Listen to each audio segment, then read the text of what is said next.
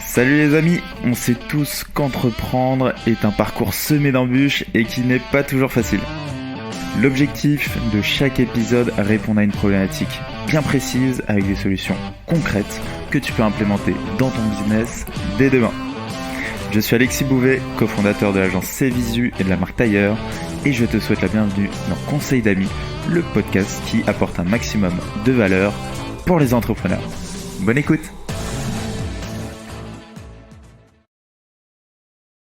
Salut à tous, bonjour les amis.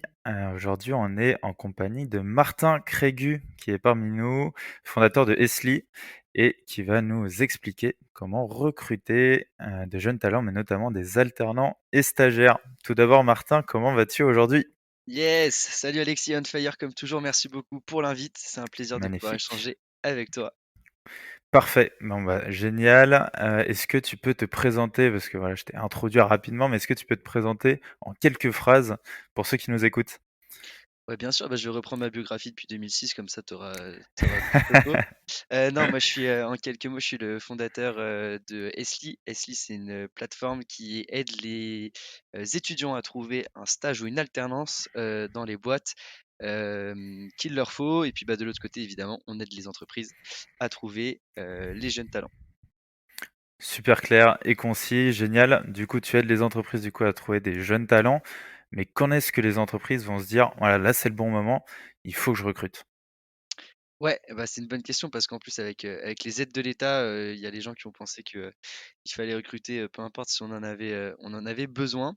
Hem, il faut, effectivement le 1er step, d'une démarche de recrutement, c'est vraiment, d'avoir un besoin, d'arriver à identifier ce besoin et de savoir quelle est, la typologie de profil, qui va, pouvoir nous aider à combler, ce manque.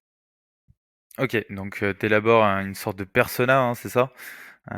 Pour ton futur employé, futur candidat. Est-ce que tu as des outils de sourcing? Comment ça se passe? Tu as ton persona, où est-ce que tu vas après? Yes, ouais, donc comme tu l'as évoqué, parce qu'on en avait déjà parlé, l'idée c'est de faire un peu comme, dans une démarche de vente, un ICP presque de ton stagiaire ou alternant, idéal. Une fois que tu as ce «profil type» entre guillemets, tu vas pouvoir te lancer dans une démarche vraiment de sourcing. Alors là, bah, plusieurs alternatives, les plus connus sont les job boards, donc les job boards qui sont, Job Teaser, Indeed, Welcome to the Jungle, et compagnie qui marchent assez bien. Principale contrainte, des job boards, c'est, souvent la quantité, hem, pour un rapport qualité qui est pas toujours, présent. Donc énormément de flux de candidatures que tu vas recevoir, et ça prend du temps. C'est d'ailleurs pour cette raison qu'on a créé Esli. Nous, on se situe dans la deuxième catégorie, la 2e typologie d'action que tu peux mener qui est vraiment, plutôt, d'aller chasser et cette chasse, elle peut se faire, via Esli évidemment parce qu'il faut que je place, notre super solution. Elle se fait aussi, facilement, hem, LinkedIn. Hem, Tu vas pouvoir faire des recherches booléennes et aller sourcer des candidats. Et puis ça peut être fait après de manière un peu plus directe via, par exemple, des salons étudiants ou des contacts directs vers des écoles. OK, très clair. Donc ouais, plusieurs possibilités, job board, soit externalisé, soit ouais, effectivement en direct dans les salons. Tu as parlé effectivement de requêtes booléennes sur LinkedIn, ça je trouve ça super pertinent. J'avais essayé, voilà pour ma part, j'avais tapé par exemple, recherche, j'avais recherché du coup dans la barre de recherche, candidat, CV, alternance commerciale par exemple et j'avais filtré par poste et j'étais tombé sur toutes les personnes qui avaient posté leur CV sur LinkedIn et il y avait juste à effectivement piocher là-dedans et appeler les candidats qui fitaient en tout cas avec ce que je voulais. Donc super clair, donc là il y a un gros risque effectivement sur les job boards d'avoir beaucoup de CV, comme tu disais, beaucoup de candidats. Comment tu fais pour trier ces CV? Ouais, bah, c'est pour ça que justement cette solution, c'est pas forcément que celle que je privilégie parce que, particulièrement sur, les profils, jeunes, les étudiants, le CV est par nature assez pauvre. Entre 19 et 23 ans, t'as pas eu 1000 expériences. Tu as beaucoup de CV qui se ressemblent, tant dans la forme que dans le fond d'ailleurs. Euh, et donc, il va falloir, toi, réussir à aller dénicher un petit peu tes pépites parmi cette masse. Bah là, c'est là où ton persona, le petite fiche que tu avais fait avant, te sert à nouveau. Tu vas aller coller des informations qu'il y a sur des CV avec ta fiche persona. Ce qui est hyper important, je trouve, dans le cadre du stage et de l'alternance, c'est aussi de voir à quel point l'étudiant a compris la règle du jeu du CV. Parce que bon, bah, finalement, si tu as qu'une seule expérience en com et que tu as envie de faire du marketing, tu peux tout à fait être légitime à l'être. En revanche, je trouve que l'une des manières de déceler des profils intéressants, c'est de se voir à quel point la personne sait se vendre, se valoriser, répondre via le peu de médium de candidature qu'il a, c'est-à-dire souvent un message et un CV aux attentes que toi tu as formulées. Ça, c'est à mes yeux hyper important. Ce qu'il faut pas oublier, c'est que dans le cadre du stage et de l'alternance, on va plus miser sur le potentiel, entre guillemets, slash la courbe d'apprentissage du profil que sur ses compétences à l'heure actuelle, à moment T. Il y a pas de, tu vois, il y a pas d'expérience, tu vas jamais voir une expérience phénoménale, ça va être hyper rare. Et donc la seule chose sur laquelle tu vas pouvoir miser, c'est vraiment la capacité à se développer, à aller plus loin. Et on vient de le vivre récemment avec un profil qu'on vient de recruter, qui a peu d'expérience, mais qui a tous les feux au vert quant à sa faculté à aller hyper loin, hyper vite. Ouais, OK, voir s'il est, formable, effectivement, même s'il a pas forcément de compétences, encore aujourd'hui. Très bien, donc là, ton CV, tu l'as trié, tu as ta petite pile qui s'est réduite. On va dire que tu en as une dizaine, et qui sont ultra qualifiés. Comment tu fais après? Tu les appelles directement? Ouais. Ce que je recommande dans le cadre du stage et de l'alternance, qui est pas valable, dans, heu, dans le marché du travail et du recrutement de manière générale, c'est que je pense qu'il vaut mieux faire sur un premier batch plus d'entretiens et moins long. Parce que à nouveau, il y a trop de choses qui vont, pas pouvoir être décelables sur un CV. Donc il vaut mieux que tu dises: «OK, je prends, 20 candidats et je leur fais faire, tous un premier entretien, de 15 minutes», que tu dises: «J'en prends 10 et on fait un 30 minutes direct». Parce que tu prends le risque vraiment de passer à côté de pépites qui, avec un message et un CV, ont pas pu, montrer tout ce qu'ils avaient, sous le capot. Hem, donc ouais, premier call, de préqualification. Alors tu peux le faire, au téléphone, sinon un petit calendrier 15 minutes, ça marche très bien aussi. Hem Et ensuite, là, tu vas vraiment, avoir ton 1er feeling et tu vas pouvoir faire une shortlist et là va commencer vraiment la période d'entretien.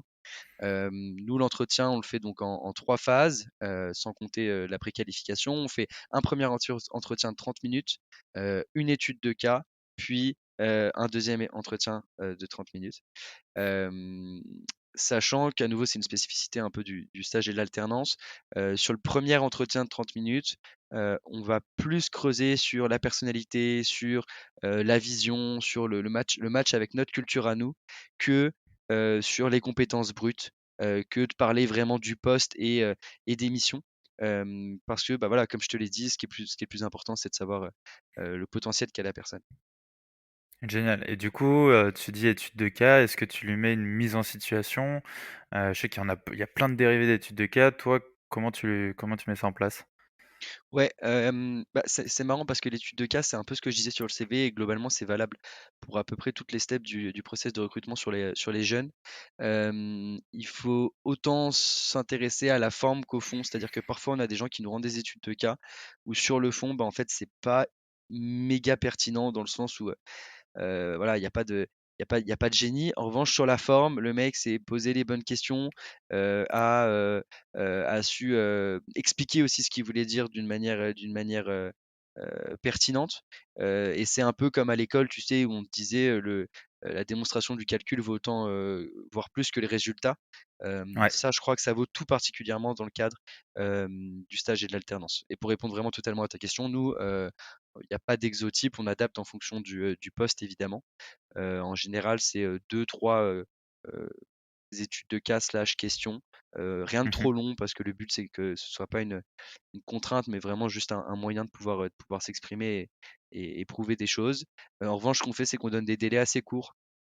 Parce qu'on connaît l'étudiant par nature, il est flemmard et que si tu lui dis, et ça on le voit, hein, c'est même assez fou, parfois on donne 10 études de cas pour le lendemain ou le surlendemain, tu en as la moitié qui nous l'envoient pas Ouais, et c'est un premier batch, en fait c'est un premier tri qui fait mal au cœur mais qui est hyper utile pour toi, quoi. OK, je vois. OK, super clair. Donc ouais, effectivement, un entretien, focus personne et puis un truc un peu plus concret.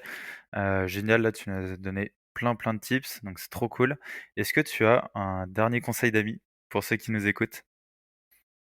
Ouais, je pense que le stage et l'alternance hem, sont des contrats géniaux. Je pense qu'ils sont pas forcément hyper bien utilisés en France, que ce soit côté étudiant et côté entreprise. Je pense que en permettant aux étudiants de vivre une expérience enrichissante, formatrice dans son entreprise, on bosse en fait son image de marque, son identité. Hem et sa marque employeur évidemment, avec une force qui est phénoménale. Nous, on l'a vu, hein, on a recruté beaucoup de stagiaires et d'alternants. Ils sont tous sortis ravis et 1 an, 2 ans, 3 ans après, c'est juste les meilleurs ambassadeurs qu'on puisse avoir. Donc vraiment pas négliger ça et puis après ça, chacun est comme il est. Moi, j'ai vraiment à cœur et c'est un plaisir de voir quelqu'un sur une alternance d'1 an ou même sur un stage de 6 mois, tellement, telle une éponge, engorgée de connaissances, de compétences et d'envie d'aller plus loin et ça, c'est vraiment un truc qui est phénoménal. Parfait, prenons soin de nos alternants et stagiaires. Génial. Bah, merci à toi Martin. Je te souhaite du coup une bonne fin de journée et du coup à très vite. Merci beaucoup Alexis, un plaisir d'avoir pu échanger avec toi et puis à très vite. Avec grand plaisir. Salut Martin, prends soin de toi. Tchuss. Ciao.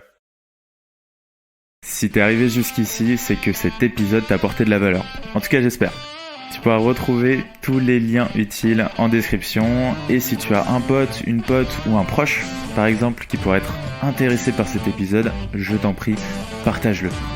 Tu peux également mettre 5 étoiles sur Apple Podcast et t'inscrire à notre newsletter Conseil d'amis qui te filera plein de tips tous les mois. On peut se retrouver sur LinkedIn ou par mail à alexis@conseil-ami.com. Bon, je te dis à très vite. Ciao, ciao.